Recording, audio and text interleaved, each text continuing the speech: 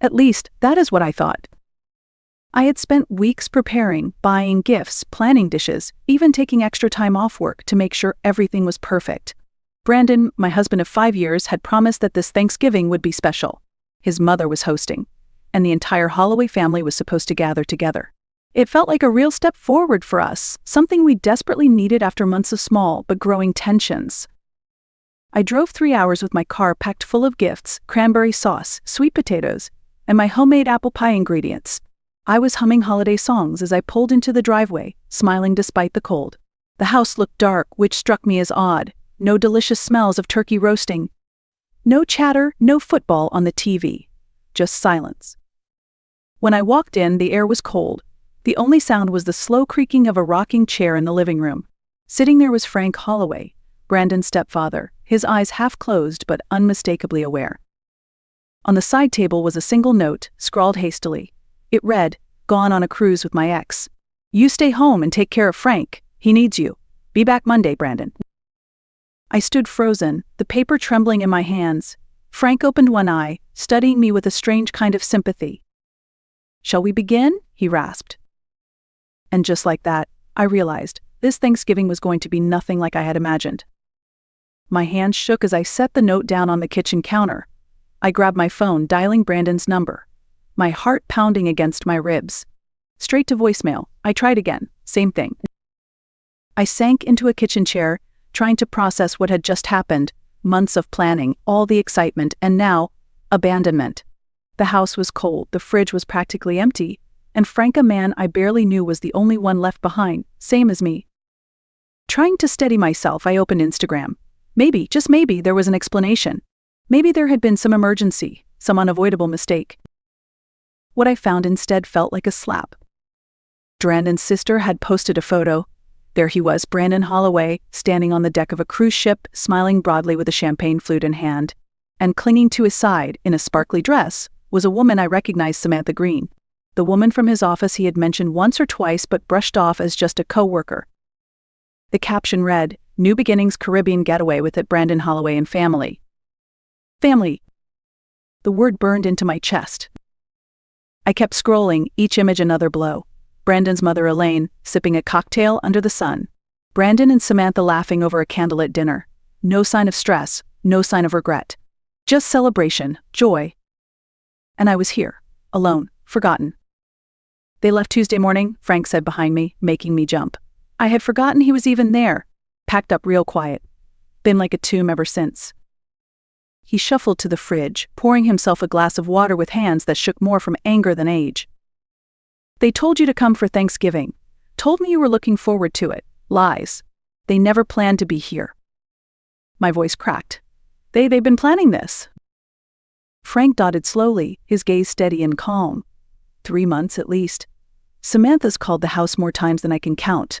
Pretty voice. Terrible laugh. The blood drained from my face. I thought about all the times Brandon stayed late at work, the distant looks, the sudden trips he had to take. And then a new fear gripped me. Our savings. With trembling fingers, I opened our banking app. The pit in my stomach widened into a chasm.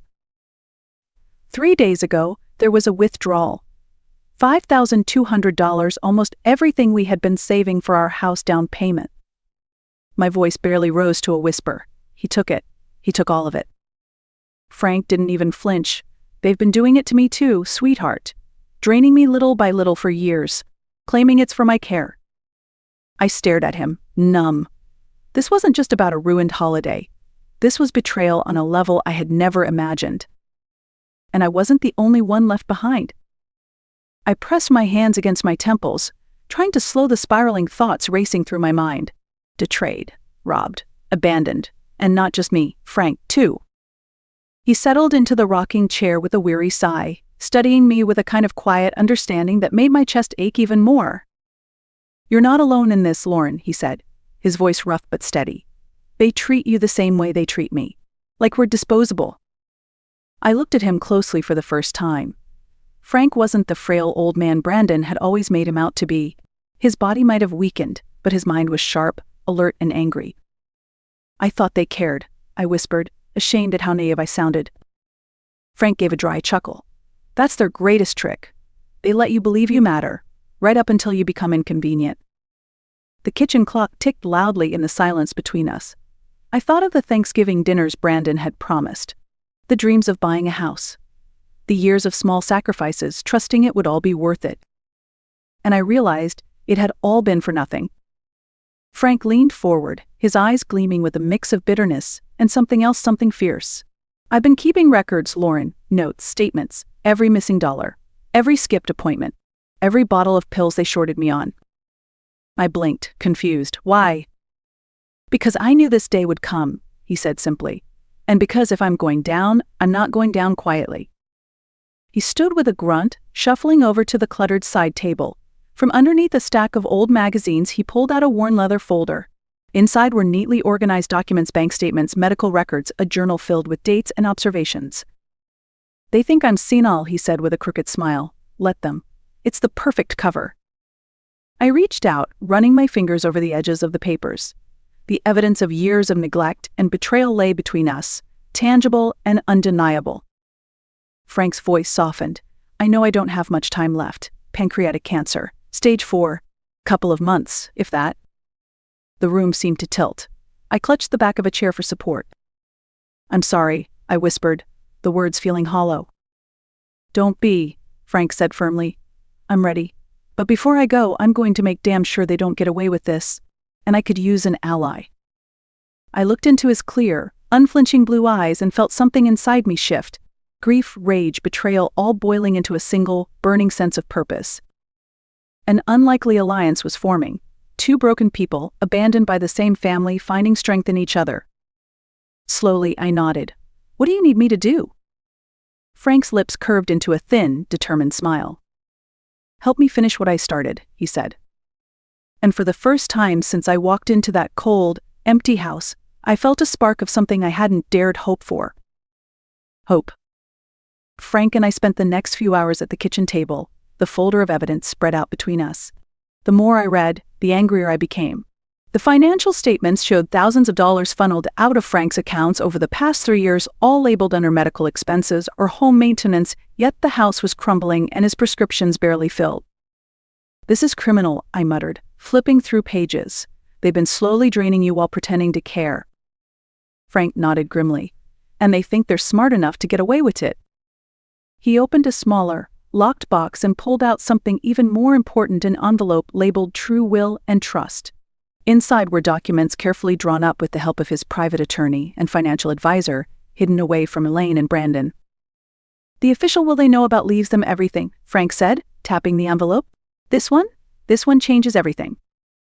I scanned the documents, my heart racing.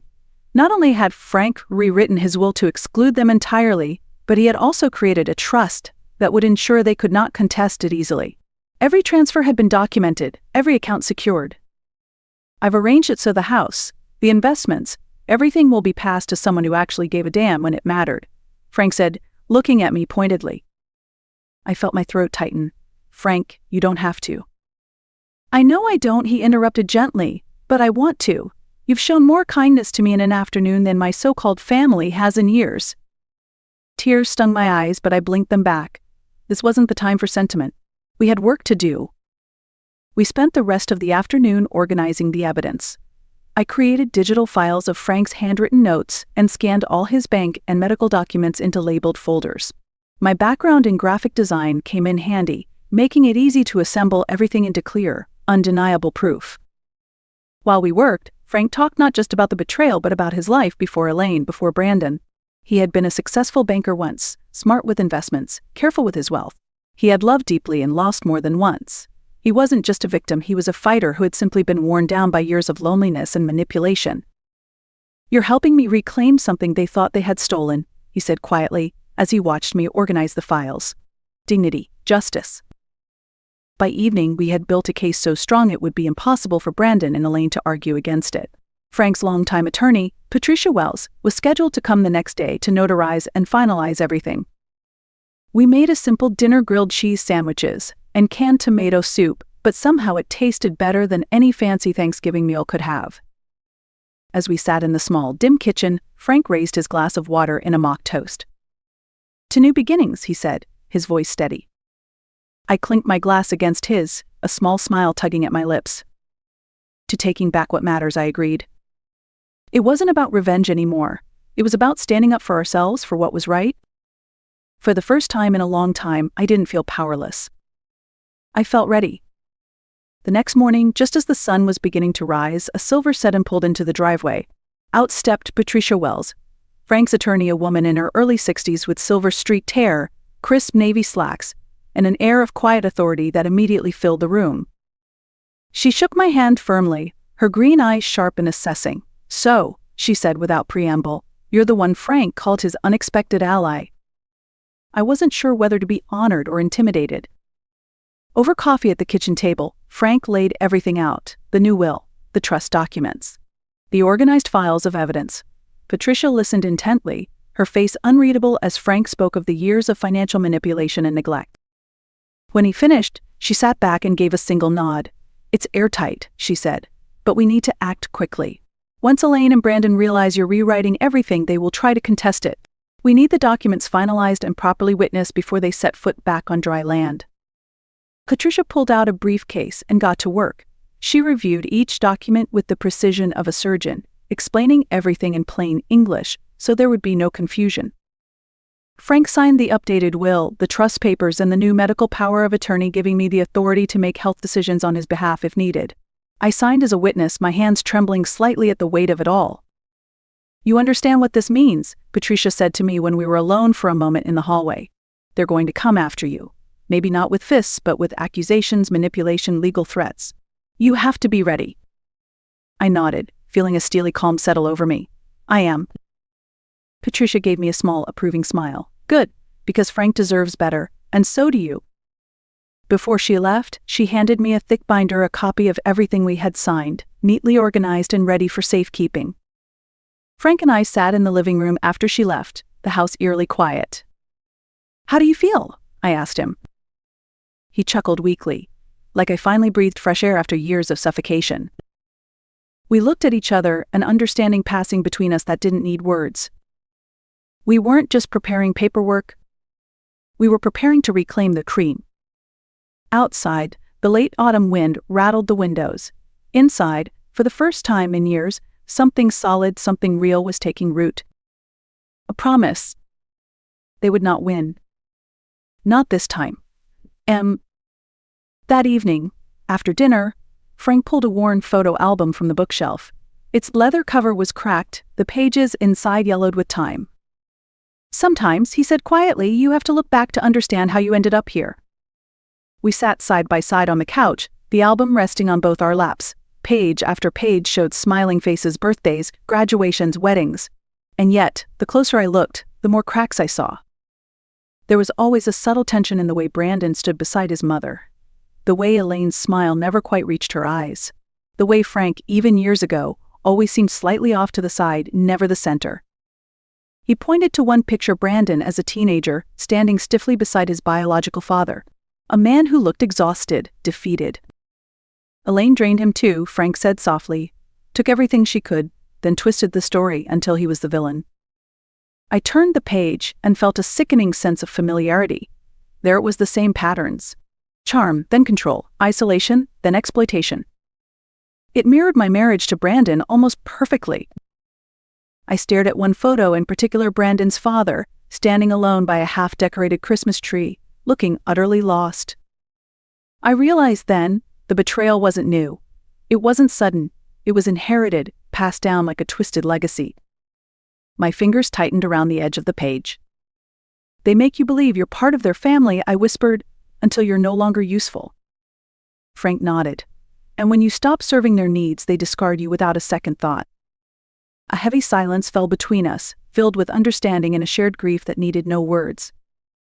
In that moment, something inside me hardened, not into bitterness, but into resolve. I wasn't just fighting for Frank anymore. I was fighting for the girl I had once been, the one who believed love was enough to fix everything. I was fighting for all the people they had used and discarded. We were going to end this cycle. Not with violence. Not with cruelty.